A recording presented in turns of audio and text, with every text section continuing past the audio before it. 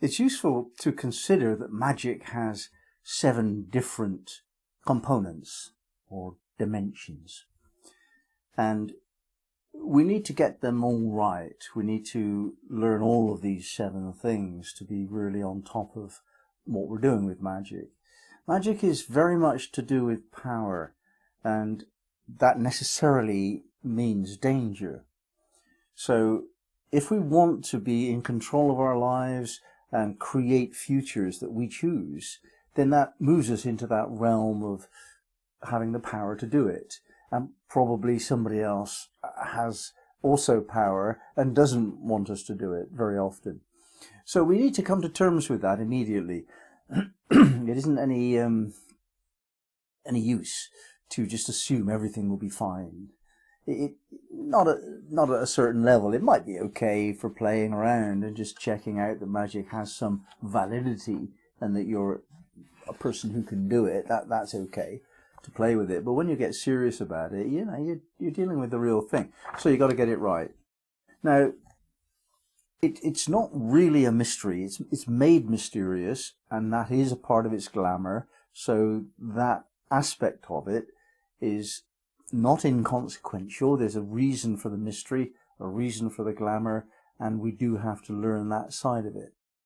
But when we're studying it, we also have to learn that part of the practitioner's skills in magic, which is, shall we say, down to earth and real and measurable and determined and something that you can communicate clearly. And then there's the other part, which is hinted at, glamorous, mystical.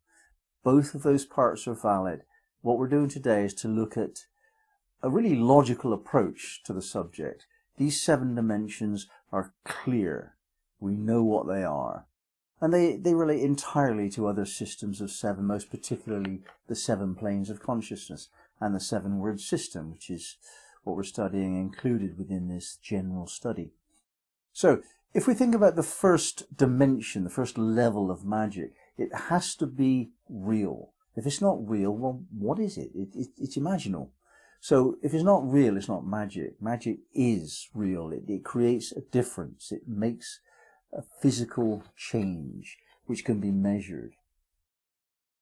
Now, when we're thinking about what qualities you might want to have as a magician, then you first need to look at that first dimension of magic. Are you actually on top of your life? Can you work it all out? And so certain clues can be given to ask us whether we are, whether we're actually quite calm, peaceful, on top of things, just generally not suffering from stress and anxiety, up to date with our work, having no financial problems, that kind of thing. Just being on top of your life. The earth plane reality is not what other people do because they can't do magic. It's actually what we can do really, really, really well because we're magicians, and we can do other things as well. So let's just check that we do that really well.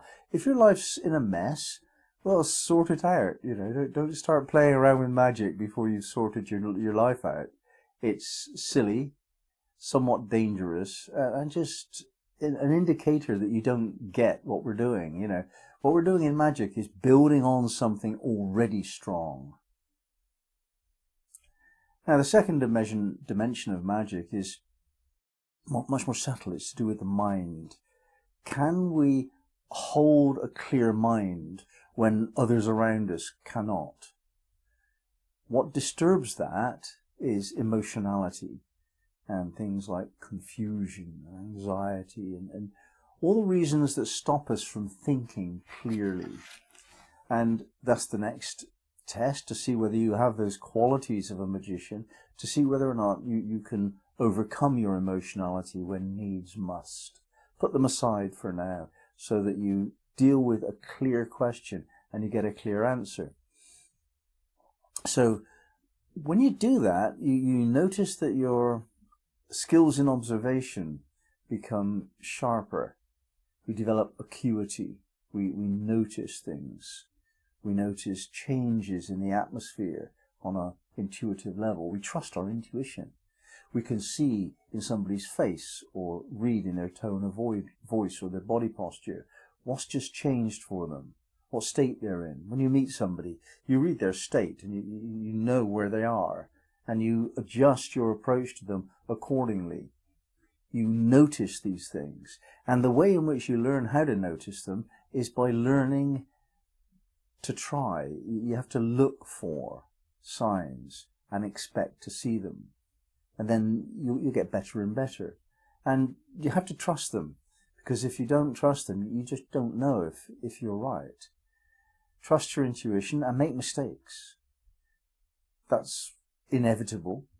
But instead of making mistakes 50% of the time, you can get that down to 10% of the time. And that's a real improvement.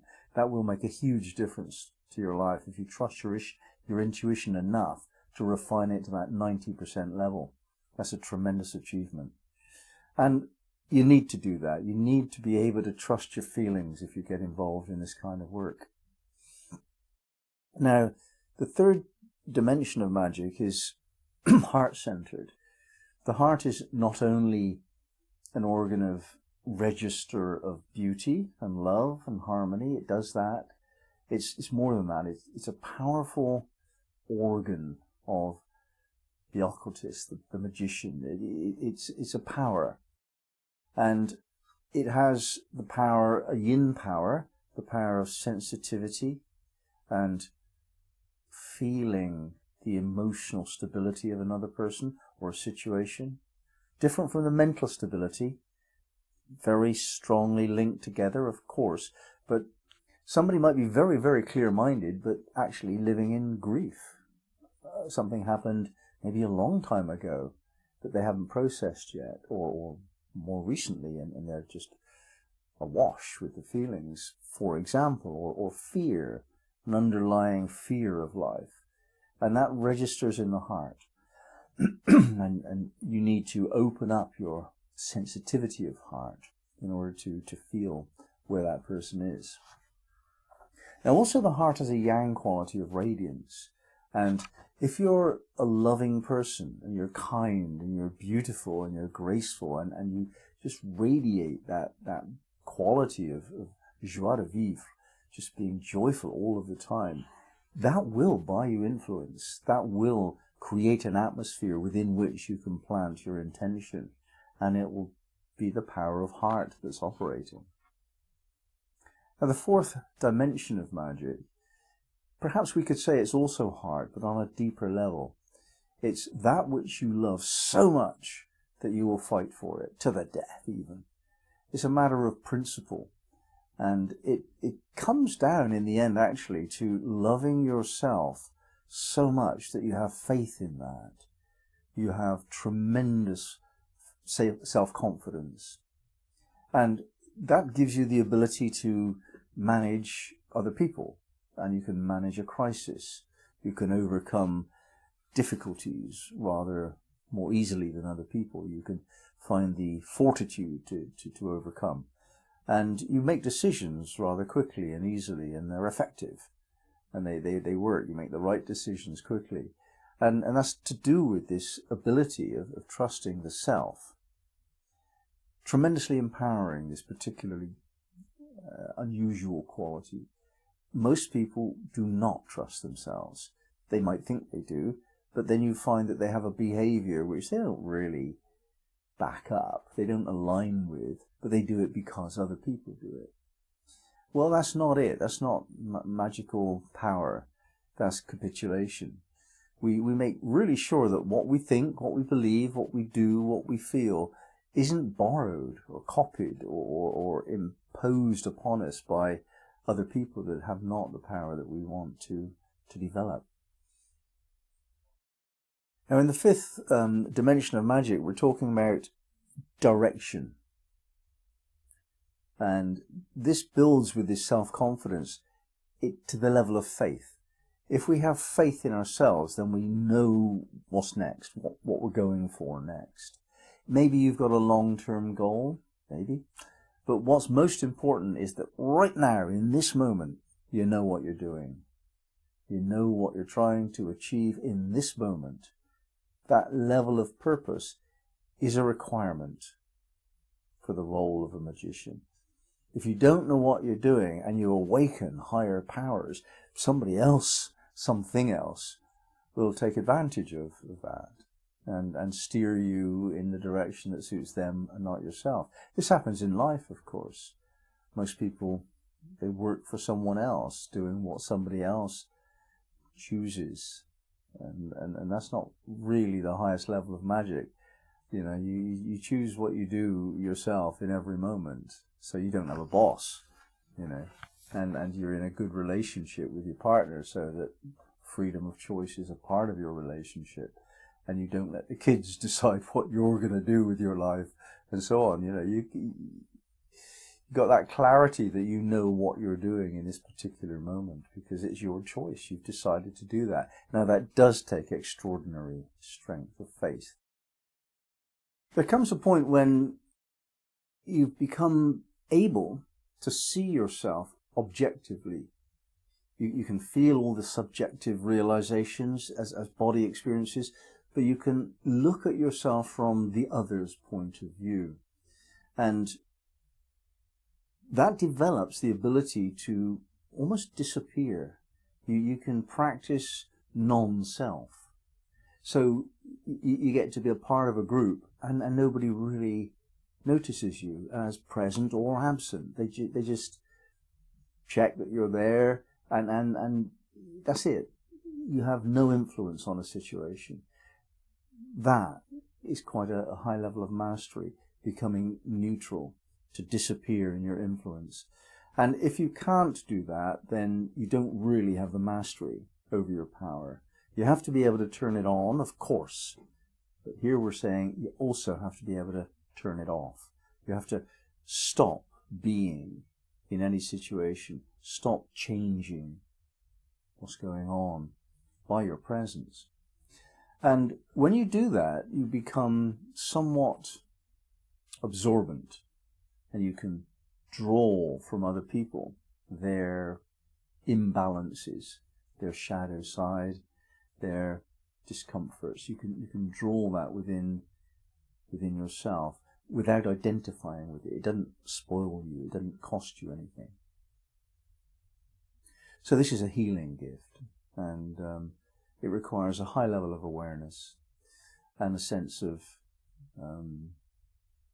the beginnings of a sense of unity. You're starting to feel the preference of this state of non-self. And you can't do that unless you know yourself really well, of course. When you're at the highest level of all of this, you're able to tune in to the cosmos. There's a certain sense in which we can be in cosmic alignment, and you can start having a sensible, workable, meaningful relationship with spirits of the non-physical kind. You can be part of something bigger, perhaps identify yourself within the cosmic realm. So each of us came here from somewhere. Some of us came here from somewhere unimaginable almost, and we have a role here on Earth, but we return to another place. And you can get to the level where you've got some insights into what that place might be and what might be your task here. And that very often requires us to just trust the flow. We have a lot more information at soul level than we can really access at ego level. And so we have to trust the soul's direction. And when we say yes to life and just flow along with it all, then the soul takes over. The soul moves us in the direction appropriate for our greatest opportunity to fulfill our purposes. And so that registers in us as feelings. Very subtle sometimes out of the blue. You all of a sudden you might get a feeling of no consequence at all in terms of how you feel it. It's just a very thin idea or inclination, and that's all you're going to get by way of a message from the soul. So learning how to trust those feelings as a way of life is an important dimensional shift in your ability as a magician. Now, you have to be free to do that. You can't do that if you've got a boss. You can't do that if you've got rigid commitments, unbreakable commitments. You just can't follow your spontaneous urges if you're imprisoned by the system. So that's why all the other dimensional developments of magic are necessary to bring us into this position of freedom, to be spontaneously able to follow the soul's direction. And then we can tune into the cosmic levels and start to move into soul consciousness, start to feel ourselves to be souls. And when we're in that state, then we're above anything else, and we can almost operate the world as though it was a chessboard. We can choose our strategies, we can anticipate moves, we can play the game at a much higher level. And that's one description of a magician. That's all we're really doing. We're playing the game at a higher level. We don't always win, but we can see more. We understand the rules better than our opponents, usually. And then you'll come up against somebody who's your match, and then you develop further skills.